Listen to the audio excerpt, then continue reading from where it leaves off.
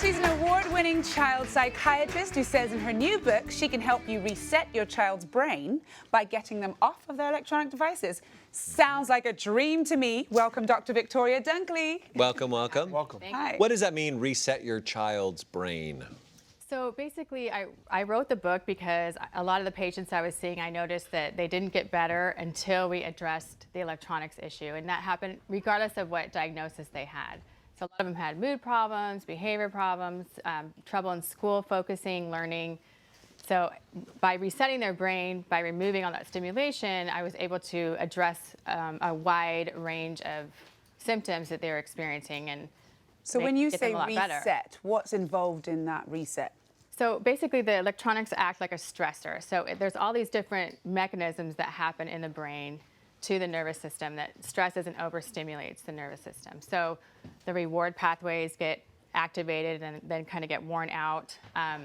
The body clock goes out of sync due to all the bright light. And then the visual system gets overloaded. So all these changes cause stress, and then the brain just starts malfunctioning. When you say stress, we're not talking like stress and chewing my fingernails and I'm walking around pacing and I'm edgy. What does it mean when you say there's stress? It is actually things like that. Oh, it is? Okay. Yeah, so stress Wow. manifests in all different ways, but it's all kind of the same chemicals and hormones that are inducing those things. So some kids do manifest like that, like, you know, biting their nails or they can't sleep. Other Sure. kids act out, you know, depending on their underlying makeup. Other kids are just, you know, not having behavior problems, but they might be struggling in school. So it's is this really like sometimes disguised. misinterpreted as ADHD? Exactly. Right. And other things too, because some kids go into rages and they're getting diagnosed as bipolar and being put on Wow. heavy-duty medication. When if you just remove it, they're like their mood's much more even, and all of a sudden, you know, they may not need that medication. Yeah. So would you say that the actual stimulation of the electronics is a cause, or the actual cause is causing them to be more? It's in both. that? It's both. Okay. So they call it a bi-directional relationship. So Good kids question, who, yeah, that's a Penny. great question. Kids who are, kids who have problems are the same ones that are drawn to it. So if they have attention issues, you know, boys are more drawn to electronics, although girls are catching up quickly. So those kids they're more drawn, and they're also more likely to have problems.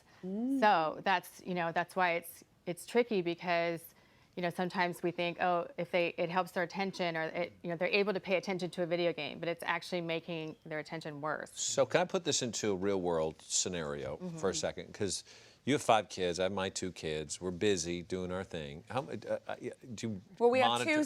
we have a 2-year-old and a 7-year-old, and they're the ones that we're more, you know, aware of trying to change how much screen time they have. Right, and I'm trying to do the same thing as well.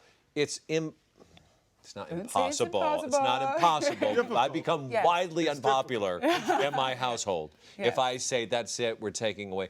But it is almost impossible because the schools are implementing this Right. now Yeah. into their education process. Right. So where do we go to find a reasonable middle ground? Well, I think if you address things at home and really be strict at home, especially you know, like what I talk about in the book, just do it for at least 3 to 4 weeks and see what differences you see in your children. Then you can kind of go from there. You know, with some kids, I do have to get rid of the school screen time as well, because it is so much these days. But how do you do that when they have homework that they do have to do, that they're required to do it on a you know, Right. their own iPad or whatever the teacher's given them to do it on? Well, for some of my patients, I actually write a doctor's note and say they need to be off of it. Oh, wow. And I do discuss that in the book, like how to ask your doctor if that, you know, if it is such a problem that you actually have to remove the iPad from school. I encourage parents to opt out of those programs, especially for the younger kids, because there's lots of risks showing that the earlier age of exposure also puts them at risk later in life. So there's a lot of, the school issue is hugely At what risk complicated. later in life? What do you mean? For problematic screen time use, for not being able to use it in a productive way, for using it compulsively, but also other addictions, including drug and alcohol addictions. It's associated with delinquency and social issues, depression. So there's a lot of risk, especially early on. The question I have is, as a parent, or even as a friend to someone else, that fine line of saying, well, this is usage and this is obsessive. Right. Where's that line Right. at? Well, I think, you know, we need to get a little bit away from, of course, kids that are obsessive with it, like that's for sure a red flag. But even kids that aren't obsessed with it, that just use it on, for school or whatever, or here and there, some of those kids are having problems just from that because they're being overstimulated every day. The brain is not meant to have, to process that kind of intense artificial stimulation. It's just, especially a developing brain, because it's more sensitive. I have a question then, because when we are addressing, we say our electronics. Are we simply talking games and fun apps? Because a television set is also a screen. So can we somehow categorize? Right. So I kind of lump the educational, all the interactive screen time together, including educational. Passive screen time, even though we have lots of studies on that causing problems too, it's not as stimulating, and it's not as addicting. It's not as likely to cause emotional dysregulation and stuff like that.